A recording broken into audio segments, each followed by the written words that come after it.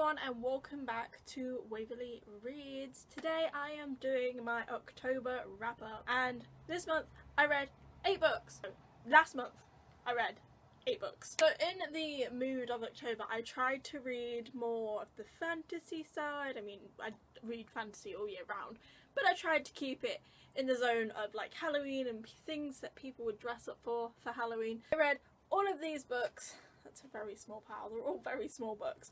But I read all of these books in the month of October and I'm going to go through what I thought of them, what they're about, blah blah blah. You know the gist of wrap-ups by now. The first and most disappointing read of this month, which is probably obvious, was Dead Man Talking by Roddy Doyle. It's an obvious, really dud read because it only cost me £1. It's only 90 pages long, 99 pages long, and it basically has no storyline.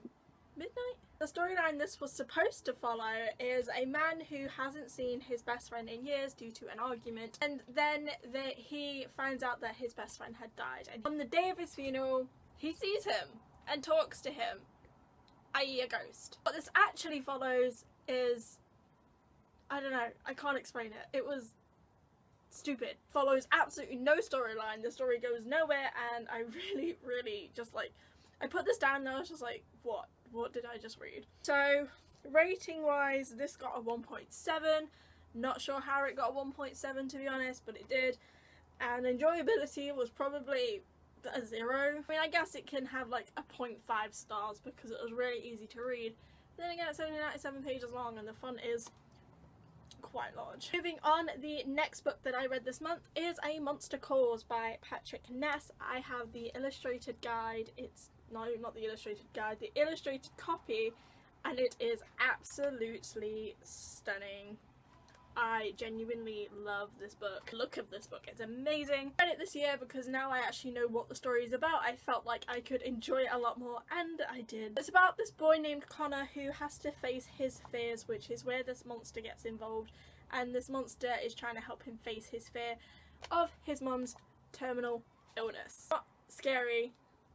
Not really anyway. I mean, some people might get scared, but there are a few like creepy scenes in it. It's not a scary book. What I'm trying to say here, it's a good book and I really enjoyed it, and I picked this one up because it featured around a monster. This book got a 3.9 rating in my rating system and a 4.5 star in enjoyability.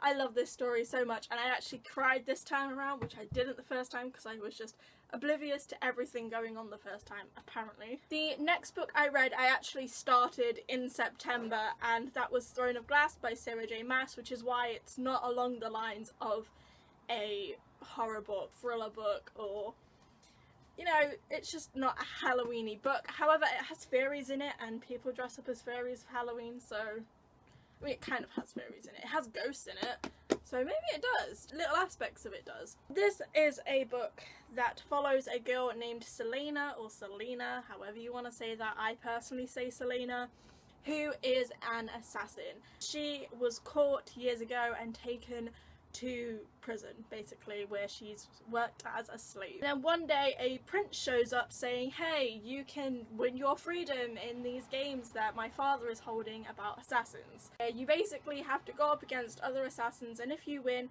then you work for the kingdom for however many years you agree upon, and then you're free and you don't have to go back to jail. So Selena saw this as a chance of freedom and took it, and she went into these assassin games, is what I like to call them. Along the way there are mixed feelings around a certain boy. Obviously there has to be, doesn't there? And there are also mix up with a ghost, monsters, a mutant dog type thing, and magic. That is what this book follows. And I freaking loved it. I didn't think I would. I thought I would not hate it, but I thought I wouldn't like it as much as I did, because obviously I love Court Thorns and Roses, and this follows a very different storyline, very different writing style, and Sarah J Maas pulled it off so well. It got a 4.2 star in my rating system and a 4.5 star of enjoyability, because the ending was a little bit weak for me. It really annoyed me. My voice cracked. That's how much it annoyed me. That being said, I will still be reading the sequel, which is Crown of Midnight. The next book I read in one day, and that was The Graveyard Book by Neil Gaiman. I didn't intend to read this in one day. I intended to start it and, you know, just how you would normally read a book. But on that day, I just so happened to film the reorganization video, which will be linked in the top line of the description down below, because self-promo and shit. And whilst I was doing that, I put on the audiobook for this, and the next thing I know, I'd finished the book. So this follows a boy called Nobody. As a baby, strolled upon this graveyard after his parents were brutally murdered and taken in by this family of ghosts, and he becomes Nobody Owens. And this basically follows Bod growing up and how life hit him living in a graveyard. And I enjoyed this book. I have a super drug card in it for some reason. I swear I finished it. Probably not one of my favourites, but Neil Gaiman is becoming a really valued author of mine. I've read a few of his books before and I really do like it. I say that I'm currently reading one called Stardust and I'm not enjoying it at all, but that's a different story. So this book got a 3.8 stars out of 5 in my rating system, and I would say probably a 3.5 stars in enjoyability. The next book I read was The Blue Lady by Eleanor Hawkins. This is a book that I picked up in the pound shop, so I didn't expect much to come from it, but in the end I did really end up enjoying it. The ending though is a bit one of those, it can go multiple ways, whichever way you as the reader want it to go.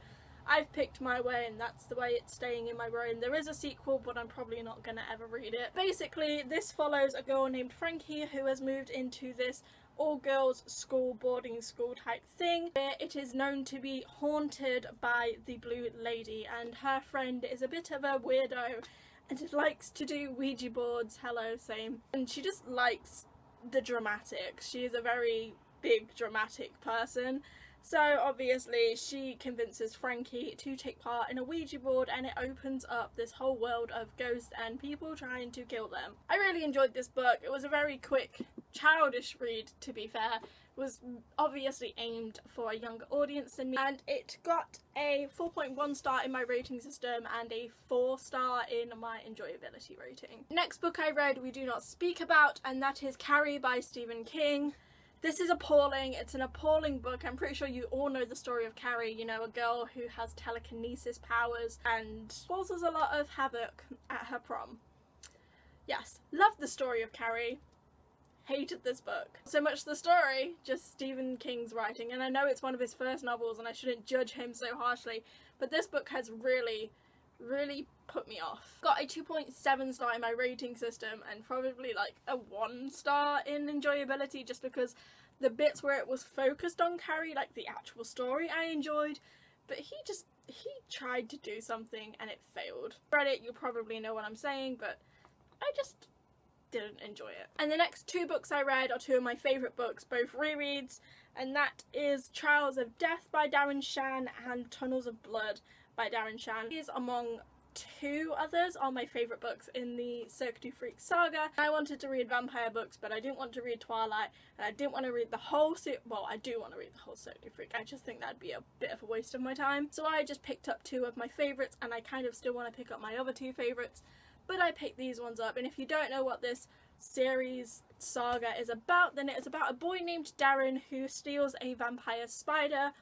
evidently gets caught trying to return it, and becomes a half vampire to this vampire and becomes his assistant. And this saga basically follows Darren in his story becoming a full vampire, and it's emotional and I love it so much. Definitely probably middle grade book. However, in my high school, my librarian told me I had to be 13 plus to read them, but I got my first book and read the first book from it from my primary school.